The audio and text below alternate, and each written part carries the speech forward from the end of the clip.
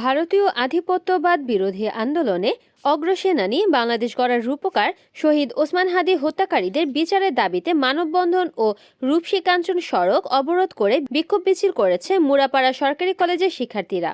আজ রবিবার সকাল 11টার দিকে সরকারি মুরাপাড়া কলেজের সামনে কলেজের সকল শিক্ষার্থীদের আয়োজনে এই মানববন্ধন অনুষ্ঠিত হয়। পরে মানববন্ধন শেষে সরকারি মুরাপাড়া কলেজের শিক্ষার্থীরা রূপসী কাঞ্চন সড়ক অবরোধ করে বিক্ষোভ মিছিল করে। মিছিলটি কলেজ প্রাঙ্গণ থেকে শুরু হয়ে রূপসী কাঞ্চন সড়ক ঘুরে আবার কলেজে এসে শেষ হয়।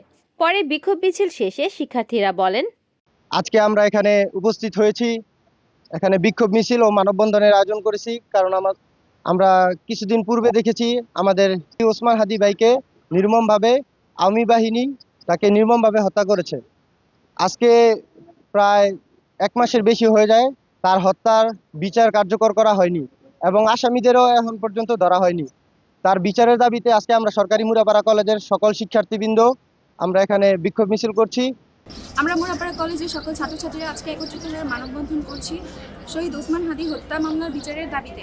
আমরা প্রশাসনের দৃষ্টি আকর্ষণ করছি আমার ভাইয়ের হত্যা মামলার বিচার যেন অতি দ্রুত এই বাংলার জমিনে দৃষ্টান্তমূলকভাবে শাস্তি দেওয়া হয়, যেন পুনরায় বাংলার মাটিতে এরকম ঘটনা আর পুনরাবৃত্তি না ঘটে।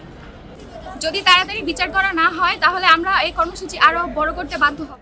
শিক্ষার্থীরা আরও বলেন, বিভিন্ন কার্যক্রমের কারণে বারবার পিছিয়ে যাচ্ছে ওসমান হাদী হত্যার বিচারিক কার্যক্রম।